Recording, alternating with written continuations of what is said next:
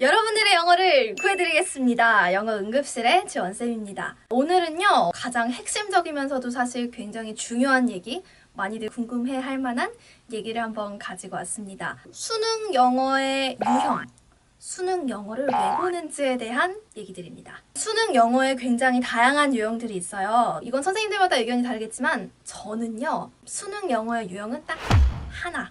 이 하나를 잘 알면 모든 게 풀린다고 생각해요. 그러면 지금부터 이 하나가 무엇인지, 선생님은 왜 그 하나만이 유형의 전부라고 생각하는지를 알려드릴게요. 출발! 수능 영어의 단 한 가지의 유형, 단 한 가지의 풀이법은 요지. 그 한 문단에 요지를 찾는 게 유형의 전부입니다, 여러분. 우리가 수능을 왜 보는지를 생각을 해보면 선생님의 말이 꽤 정답에 가깝다는 걸 알 수 있을 거예요. 대학 수학 능력 시험, 즉 대학교에 가서 공부를 할 능력이 되는지를 물어보는 시험이에요. 여기에 정답이 있어요. 대학교에 가면요, 아마 대부분의 전공 과목에서 영어 원서를 만나게 될 겁니다. 근데 우리가 영어를 제대로 독해하고 읽고 말하고 이거를 모르는데 대학교에 가서 공부를 영어로 해야 되는 거예요. 여러분, 그냥 뭐 교과서든 뭐든 공부한다고 생각해봐요. 그 어떤 책에 나와 있는 그 줄글들을 토시 하나 안 빠뜨리고 그냥 다 전부 다 외워요? Nope. 아니죠. 그렇지가 않아요. 우리 공부를 할 때도요, 핵심을 뽑아서 공부를 합니다. 그죠? 한 문단을 읽었으면 교과서에서 그 문단이 여기서 무슨 내용이 중요하구나, 밑줄도 긋고 형광펜도 치고 하죠. 그리고 그거를 요점 정리해서 공부하잖아요. 여러분들이 대학에 가면 그거를 하셔야 돼요. 근데 그 교과서가 영어입니다.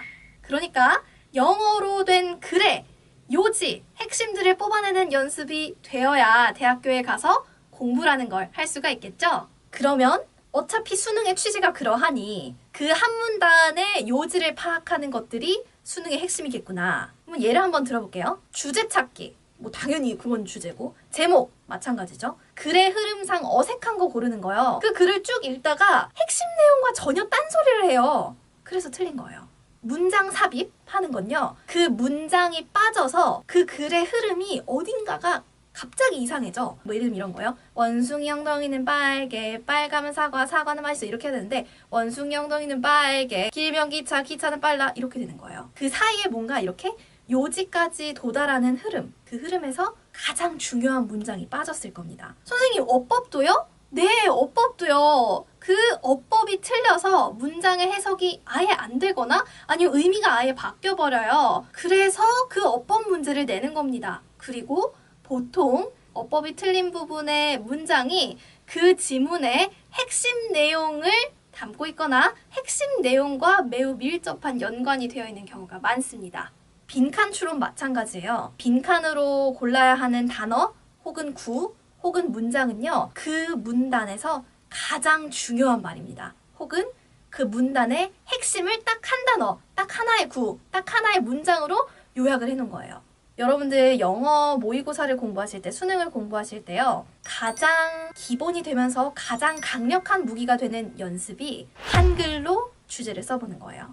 요지를 써보는 겁니다. 근데 여기서 중요한 건 뭐뭐다 라고 끝나는 문장이어야 해요. 대충 그냥 뭐의 비법, 뭐의 방법, 이런 식으로 정리를 하면 그게 무슨 내용인지를 모르잖아. 문제를요, 한 문장으로 한번 압축해보세요. 뭘로? 한글로. 일단 한국어로 이게 뭔지를 알아야 그 다음으로 넘어갈 수 있어요. 그게 빠르고 정확해요.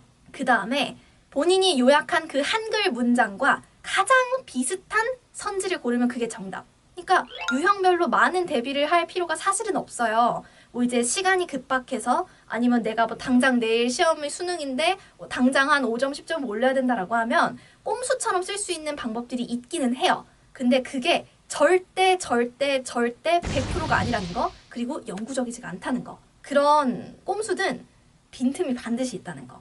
여러분들이 지금 시간이 있다면, 적어도 한 6개월, 1년 이상 남았다면 이 연습부터 하시는 게 가장 빠르고 가장 확실합니다. 자, 오늘은 여기까지 수능 영어 독해 혹은 모의고사 영어 독해의 다양한 유형들이 사실은 하나다라는 얘기를 했어요. 뭐다?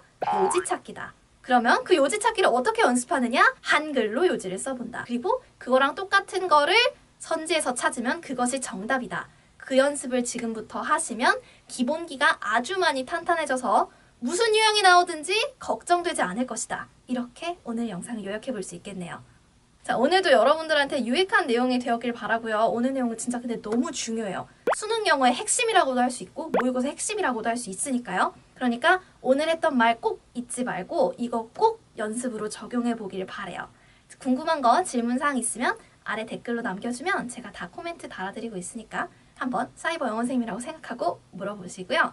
영상이 도움이 되셨다면 오늘도 잊지 말고 좋아요, 그리고 아직 구독 안 하셨다면 구독까지 눌러주시면 감사하겠습니다. 그러면 다음번에도 더욱더 유익한 영상으로 지원쌤 찾아올게요. 여러분 안녕!